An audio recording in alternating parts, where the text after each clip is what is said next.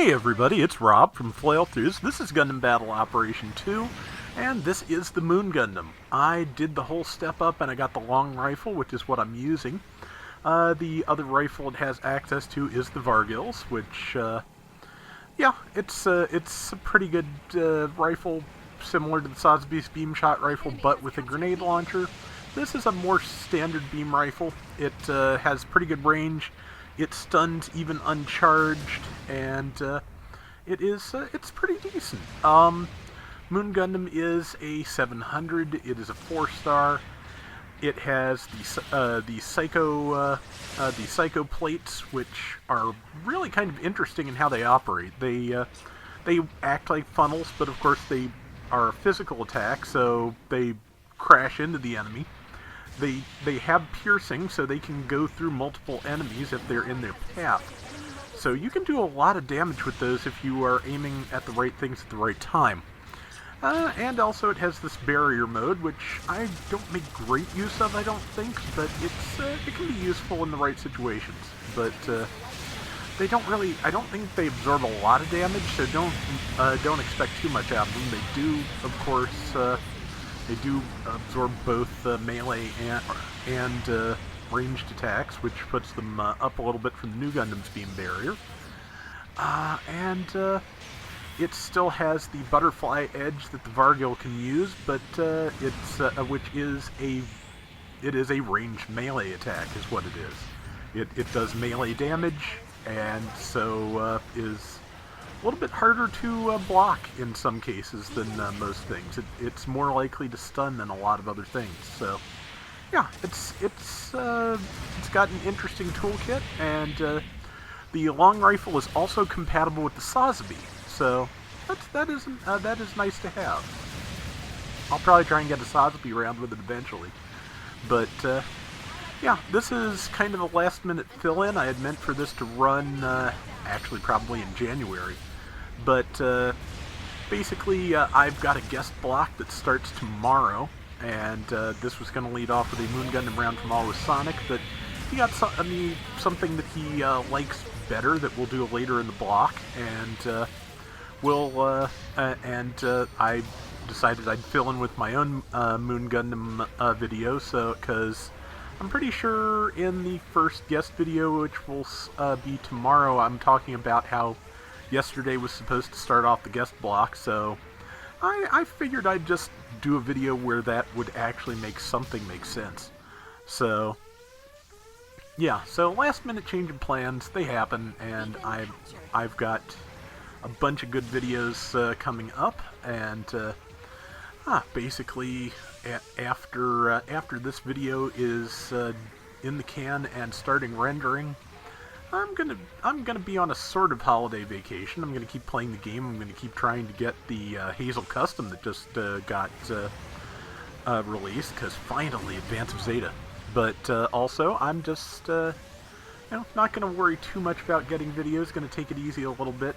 Should have some time to get myself together and hopefully get a little bit of a backlog built up again, which would be nice, because yeah, I've kind of cut it close lately, and it's nice to be finally getting around that again.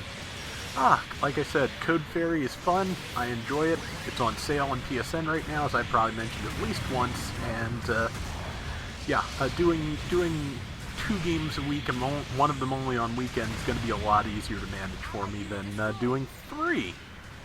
So yeah, that's nice not to have my workload doubled for a little bit. Who knows what the future will bring. I'm certainly happy for any future Code Fairy games they want to bring out, or Code Fairy style games, so yeah.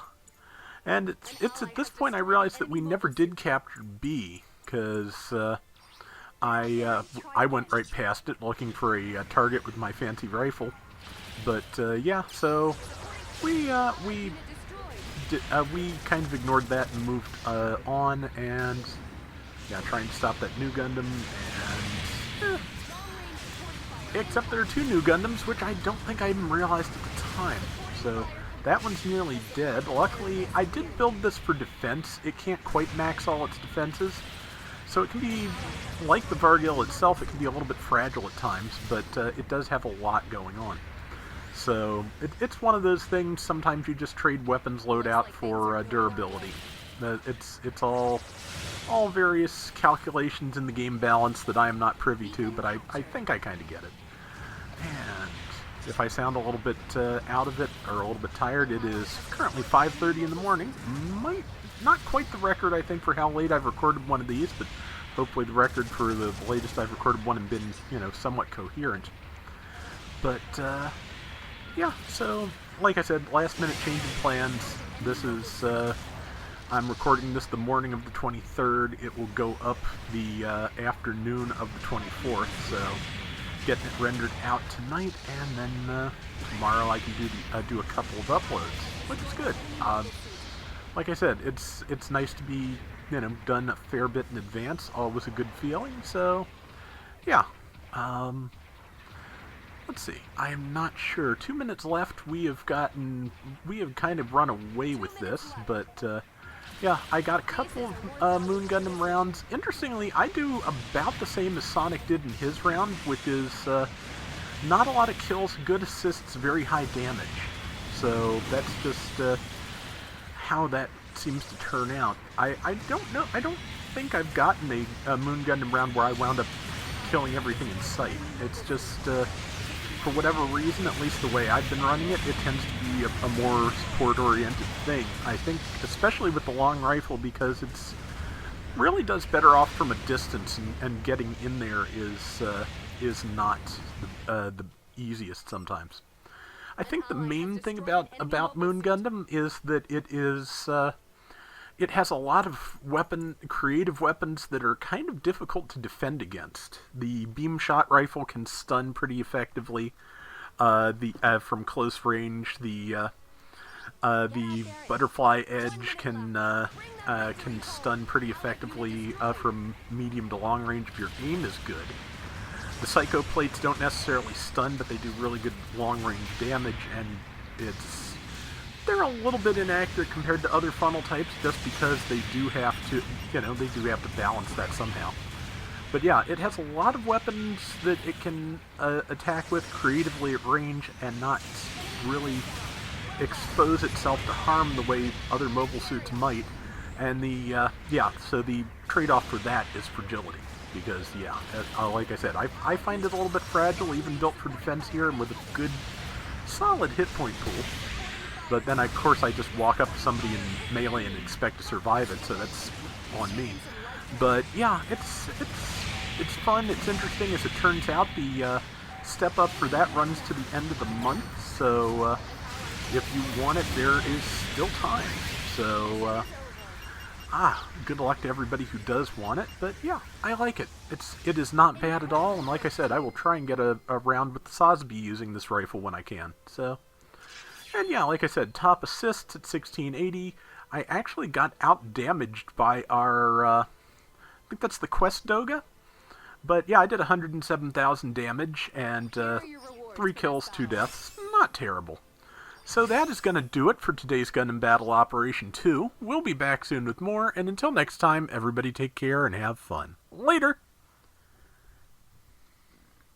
So yeah, the guest block was going to start with Sonic on Christmas Eve. Instead, it is going to start with Maelstrom on Christmas, so kind of makes more sense that way, because the Maelstrom video for tomorrow is actually a double feature, so yeah, that's a good way to lead things off. So yeah, we will... I will see you tomorrow on a guest block that, at least in my head, is called Rob's Christmas Vacation.